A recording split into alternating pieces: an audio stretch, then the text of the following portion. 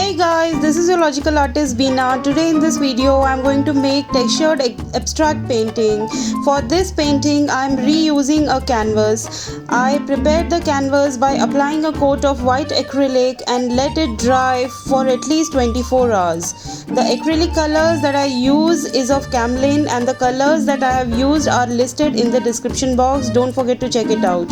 I hope you enjoy watching this painting.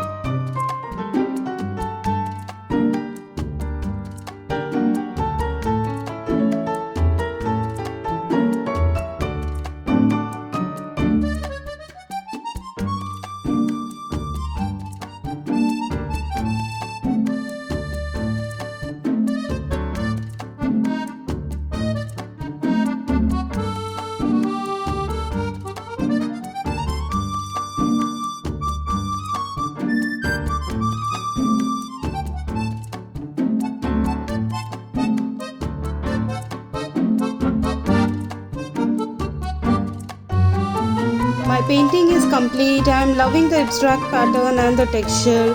Hit the like button if you liked it. Also don't forget to subscribe to my channel to never miss an update from logical artist Beenaa. Bye bye.